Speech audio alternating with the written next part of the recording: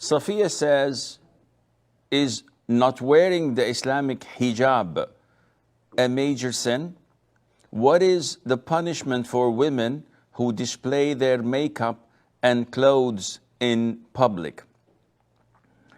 There is an Arabic word for this, which is tabarruj.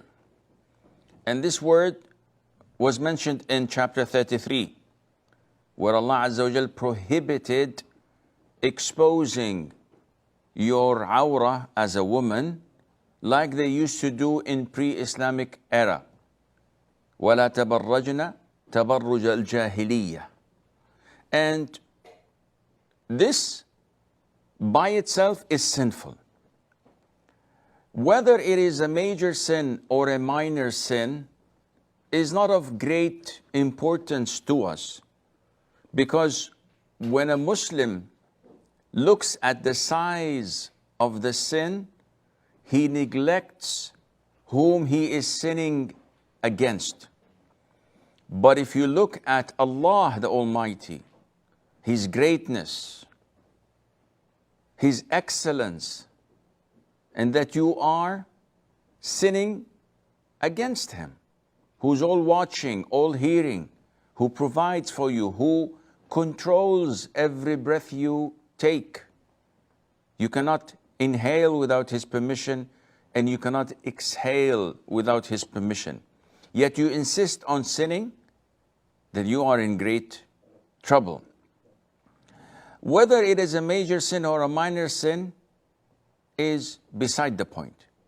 A major sin, as defined by scholars, is every sin that Allah Azza wa Jal has placed a prescribed punishment in this dunya, such as slandering, consuming intoxicants, fornication, adultery, stealing, etc.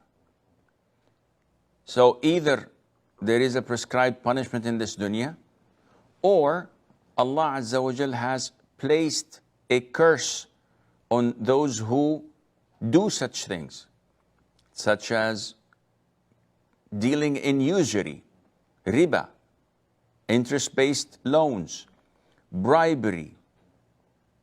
All of these, whoever does such things is cursed by Allah Azza wa Jal. Women who pluck their eyebrows, people who apply tattoos to others or to themselves, women who wear hair extensions, etc. Or any sin that Allah Azza wa Jal told us that whoever does this will be admitted to hellfire. And there are so many of them. Therefore, if you look at not abiding by the hijab, a woman who shows her hair, or wears revealing clothes, or wear makeup, and does not care whether non-mahram men look at her or not, is this a major sin or not? The Prophet told us, alayhi salatu wasalam, and the hadith is in the Sahih, that there are two types of people He did not see, yet they are among the people of hell. And He mentioned one of them to be women who are dressed yet nude, meaning that either they're wearing transparent clothes, you can see through it, so that she's actually nude, or she's wearing tight clothes that reveals her aura, her body curves, her bone structure, as if she's not wearing anything. And the Prophet said, alayhi salatu wasalam, that they wear their hair on top of their heads like a camel's hump.